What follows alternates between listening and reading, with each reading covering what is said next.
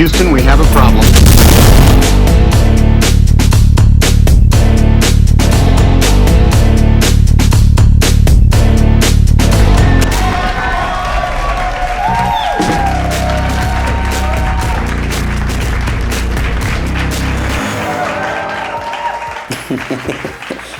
Bonjour. Comme tous les dimanches, nous sommes dimanche et bienvenue dans l'info de la semaine. Tout d'abord, nous souhaitons vous remercier d'avoir été aussi nombreux à nous avoir suivis pour notre première édition, comme le prouve ce chiffre. Vu comme ça paraît d'être un petit chiffre, mais ça reste quand même 3 fois supérieur au nombre de gauchistes en France. Et ouais, la révolution est en marche. Ouh, je sors de mes gonds là. Tout de suite, l'actualité internationale. Arrestation à Marseille, Simon Fédon a été mis en examen pour extorsion de fonds contre l'ancien directeur général de l'Olympique de Marseille, Jean-Pierre Benès. Simon Fédon, bonsoir. Simon Fédon, de quoi on vous accuse ? Attention, je n'ai pas peur. Si je suis condamné dans cette affaire, je vous le dis, des têtes vont tomber. Je refuse d'être le seul à prendre. Mais je pensais que vous étiez innocent. Absolument. Et je ne suis pas le seul à être innocent. Je connais plein d'autres innocents, des gens très haut placés et très respectables. Je vous le dis, dans cette affaire, l'honnêteté doit payer. Vous savez, l'innocence est tellement rare de nos jours qu'elle suscite tous les soupçons. Ah, c'est beau. Mais c'est Jean-Christophe Granger qui avait écrit cette phrase. Non, c'est de moi. Il y a un papier qui dit c'est de moi, je l'ai breveté, donc c'est de moi. C'est vrai, on passe à la suite. Bonne nouvelle, Jean-Marie Le Pen a porté plainte contre le danseur Brahim Zaïba. Vous savez, il n'est pas dans mon habitude de donner mon opinion personnelle en plein journal, mais je vous le dis, je salue le courage de Jean-Marie Le Pen, car il faut le faire aujourd'hui, il faut le faire. Il faut dénoncer ces Mexicano-Arabes qui se croient tout permis, qui violent nos... Oui.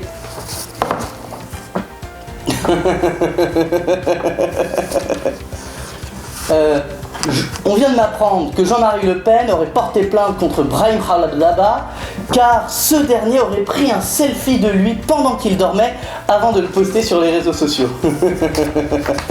Ah, je vous le dis, si maintenant il faut trouver des motifs pour accuser ces Mexicano-Arabes, où va le monde hein. Je vous propose, face à cette mauvaise nouvelle, de faire passer ça avec un bon coup de rhum dans votre café et de lancer une page de publicité. Coupé. Putain, c'est quoi ce bordel? Oh!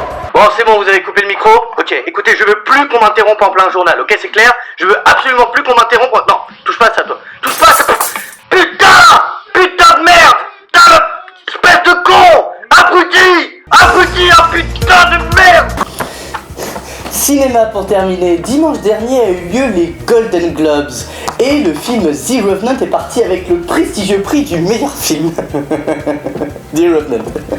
Un film réalisé par Alejandro González Iñárritu. Dans le rôle titre, Leonardo DiCaprio. Avec le roast beef Tom Hardy. Et attendez, la meilleure. C'est l'histoire d'un fervent américain qui va trahir d'autres américains pour aller défendre les Amérindiens. Et DiCaprio là, quand il reçoit son prix du meilleur acteur, qu'est-ce qu'il dit pendant son discours? Il faut protéger les terres indigènes des intérêts des entreprises et des personnes qui veulent l'exploiter. Bordel!